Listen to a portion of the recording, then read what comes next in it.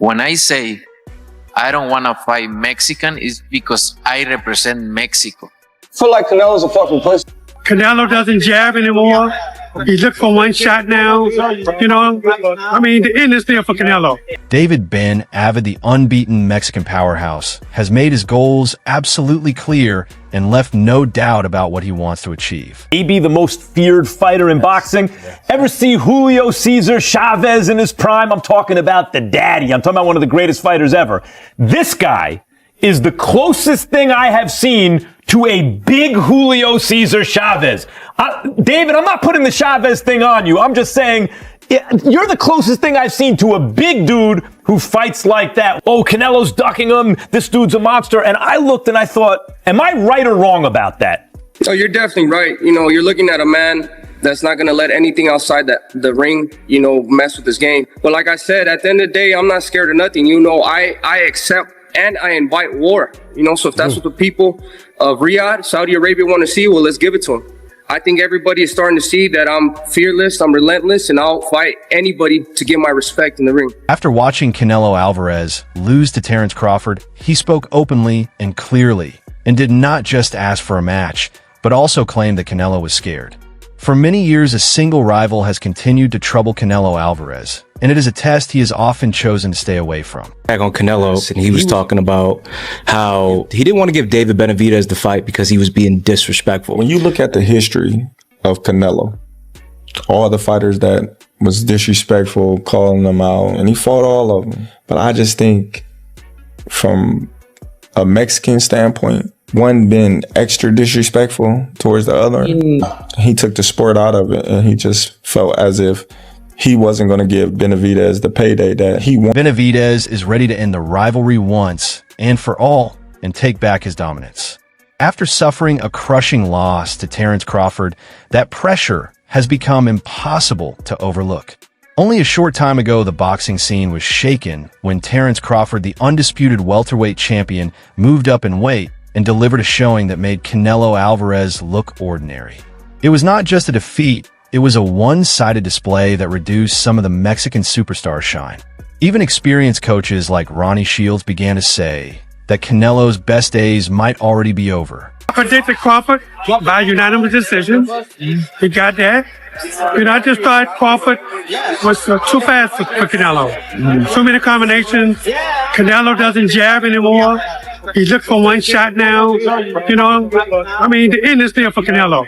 While Oscar de la Hoya explained in detail where Canelo made mistakes, it was more than just another fight. It became a major turning point that opened the door for a long-awaited challenge. In a special interview with Inside the Ring, David Benavidez praised Crawford for his historic achievement and congratulated him, knowing that very few fighters have reached that level.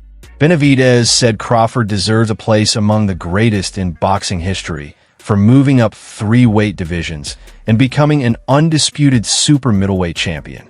He added that Crawford is not only an excellent boxer, but also showed incredible toughness in that match, and his determination is something other fighters can learn from. First of all, I just want to give Terence Crawford a great congratulations. You know, he's reached a part in history that only so many fighters get to even accomplish in boxing.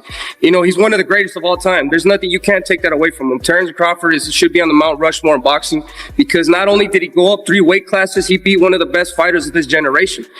I don't remember any time in history where anybody has come up from 147 pounds and won the super middleweight championship. Not only just won, but the undisputed. He's won every single title. So, you know, man, that man, not only is he a great fighter, but you could tell in that fight by seeing this combination right now how much of a dog he is. You know what I mean? And I think a lot of fighters could take a lot of notes from Terence Crawford, not only physically, but take notes in the heart aspect. And I give it all up to Terence Crawford. You know, he's one of the greatest of all time. And, you know, we salute Terence Crawford. Long before Crawford's crushing victory, David Benavidez had already been fiercely chasing Canelo, who felt like a missing figure in the super middleweight division. 3 WBC belts right here. I'm the best in the division. If they want to give me an opportunity now or later, I'm gonna keep winning. You know, like I said, I'm gonna be the greatest of my generation by the time I'm done. And my job is not complete until I make that happen. For Canelo and everybody else, it just shows everybody I'm not f***ing around. I'm here to stay. I just look at the facts. You know, the people want to see this fight more than Carlos Adames and Charlo. You know, that's why that fight hasn't happened. But for me and Canelo, we have motion. You know what I mean? I've been winning the fights I'm supposed to win in fantastic fashion. He has nobody else to fight. You know what I mean? So if they want to give it to me now, later, whenever, I'm not going nowhere. For many years, Benavidez, a two-time WBC champion with a powerful record of 30 wins, no losses, and 25 knockouts, carried the interim belt and stood as a clear threat to Canelo's total control of the division. I don't really like to bash somebody because at the end of the day, I give respect to Canelo. He's a great fighter. Yeah. He's one of the best Mexican fighters of all time. But wanting to fight him, David, is not bashing him. Yeah. That's not bashing him. But that's what I'm saying. They spin the narrative on Instagram. Right. If I say something, they say this or that. But I only want what I earned. Right. And I'm entitled to it. From what the WBC told me, they say you win a title limiter, we'll give you a title shot. You win the WBC interim title, we'll give you a title shot. I've been in this position for 3 years. So just because Canelo, he could do what he wants, as he says. Right. He's not going to fight the top competition. And he's holding all those belts hostage, bro. And it's not like you got other great fighters too. You got me and David Morrell's there. Yeah. How is it fair that these sanctioning bodies let him pick and choose who he wants to fight?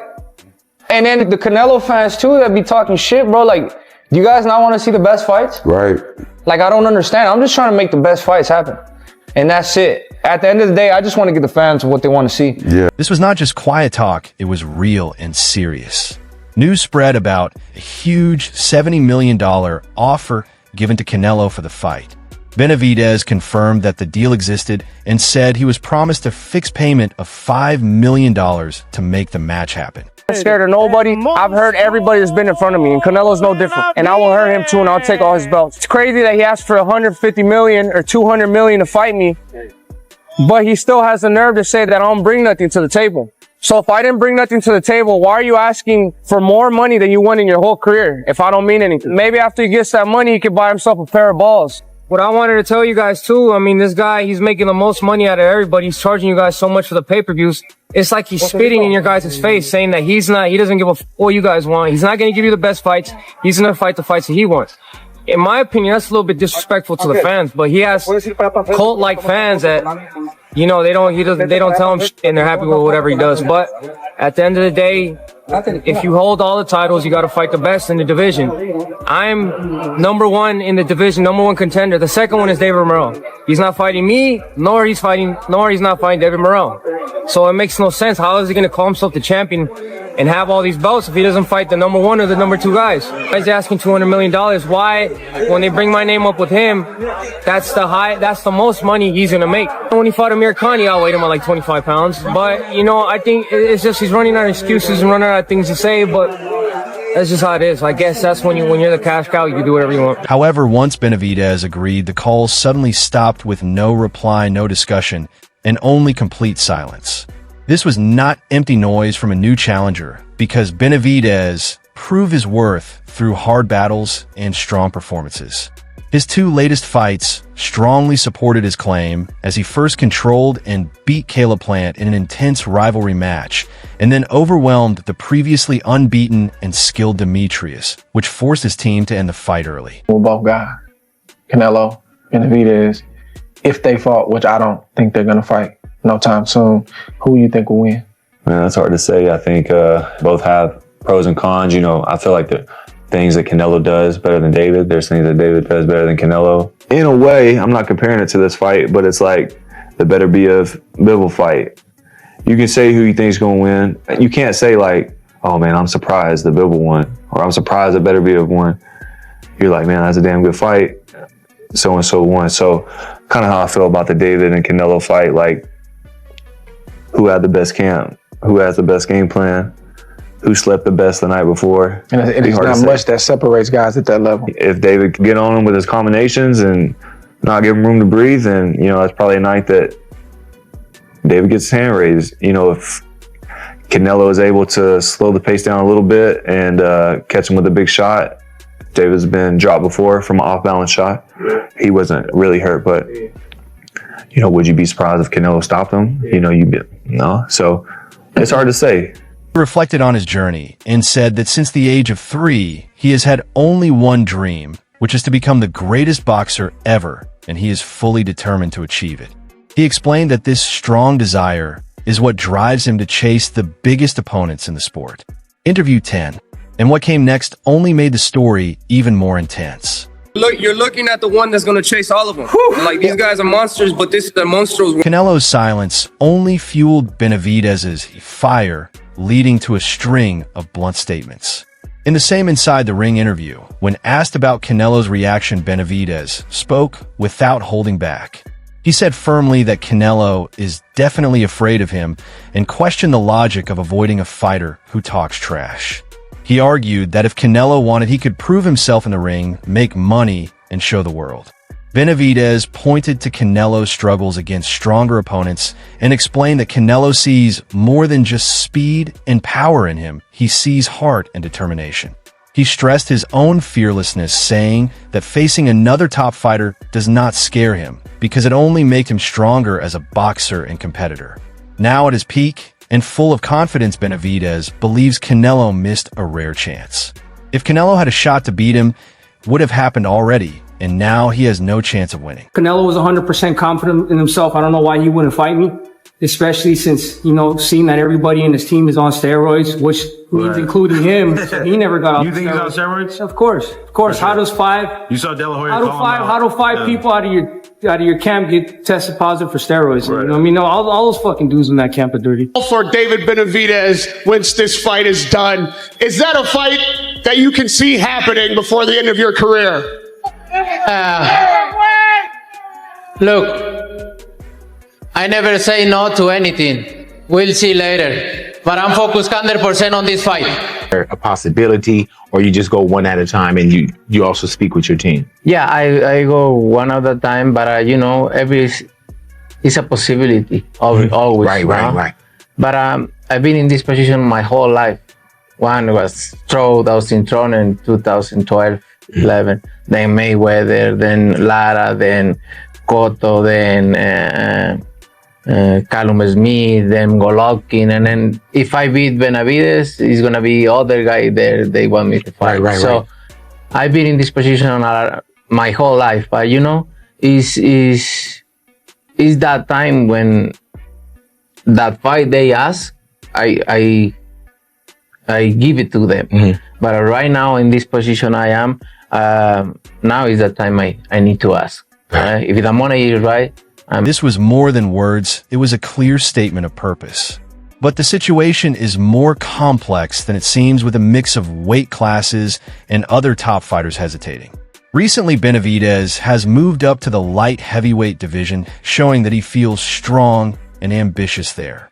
In the interview, when asked if he could still make 168 pounds, he refused without hesitation. He said he lost interest in 168 a long time ago and joked that Terence Crawford should keep that division. He made his focus clear, saying he feels better at 175 pounds and is going after the bigger names, the tougher opponents, and even the cruiserweight fighters. The way I've seen him handle my presence is he's definitely scared of me. If you have a fighter talking so much trash in front of you, why don't you make an example of him to the world? Beat me in the ring and make a whole lot of money.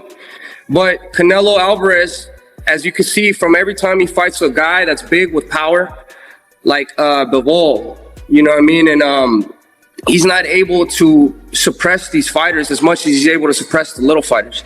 You know what I mean? So he sees a lot of things in me that he can't stop. Not only does he see speed, does he see power, but he sees a lot of heart in me. You know what I mean? At the end of the day, I'm going in there and I want to prove myself to the world that I'm the greatest fighter. And it doesn't matter. It doesn't scare me to get in there with another great fighter, because I know that elevates me and who I am as a competitor. This shift challenged Canelo's story by suggesting that Benavidez might move beyond the division where Canelo holds every title. In another turn after Crawford's historic win, his trainer Brian McIntyre quickly ruled out any fight with Benavidez, saying clearly that they are not interested. This left Canelo in a tricky spot with fewer excuses to avoid the matchup that fans are most eager to see. At the end of the day, he should have took the fight with me way back then, because if he had a chance to beat me, it would have been back then. He has no chance of beating me now, especially now I'm getting all this confidence. I'm stepping into my prime. I'm able to deal with these bigger shows better. You know what I mean? I'm able to thrive in these shows. I'm able to, every time I fight, I'm always winning by a significant amount. You know what I mean? So I'm learning my craft better and better each and every single fight. I'm gaining more confidence every single fight. And like I said, I really want to go in there and hurt people. I'm not a boxer. I'm a warrior, and I go in there, I tear everybody. But Canelo still seemed to have options. He is at a critical moment in his impressive career. With a loss to Crawford still recent, a rematch is off the table, opening up his schedule. He still has fights remaining on his contract, and questions about his next move are everywhere. Many experts see Benavidez as the clear choice, a dangerous new challenger who has fully earned the chance. The time the new guy steps up that says, I'm the new guy to carry that torch forward. Kind of like how when you beat Tyrone Woodley, because you were the guy coming up, and Tyrone Woodley was a dominant champion for a long time, and you beat the shit out of him. It's the same thing. I'm preparing very hard for this fight whenever it does happen. I don't know when it's going to happen, but, you know, I stay training, I stay evolving as a fighter. Not only do I want to prove to the fans, but I want to prove to myself that I'm the best in the world. So if the fight comes, you know, good. If it doesn't, it's not the end of my career. And if he doesn't want to give me the opportunity at 168, that's why I'm going up to 175 right now. Because I'm not going to wait for nobody either. This fight's going to put me at the #1 contender to fight for the WBC title. And those are going to get unified at 175. So, you know, like I said, dreams always come true. It doesn't matter if somebody else is trying to stop you. You're going to find your own way, and you're going to make your dreams come true. However, Canelo could still pick an easier opponent to protect his record and stretch out his reign. The boxing world now waits to see if he will finally take on the challenge or keep choosing the safer path. To be honest with you, man, let Terence Crawford live. That's his weight class. Okay. I lost interest in 168 a long time ago. You know, I mean, I know that we could get offered a lot of money to go down to 168, but I'm more comfortable at 175. I'm chasing Beterbiev. I'm chasing Bivol. You know, I'm chasing these other bigger. I'm chasing Surdo Ramirez at cruiserweight. You know what I mean? So I've been at 168, but I have no interest in going down. However, a powerful new figure is now shaping these high-stakes decisions. Turki Al-Sheikh, the influential head of Saudi Arabia's General Entertainment Authority, is quickly changing the boxing landscape with massive financial backing. He holds huge influence and hasn't hesitated to hint at major fights. In a surprising post, he even mentioned a super middleweight matchup between Terence Crawford and David Benavidez, a thrilling possibility that could completely bypass Canelo. The Saudi push for blockbuster bouts adds another level of complexity as the financial rewards have grown significantly.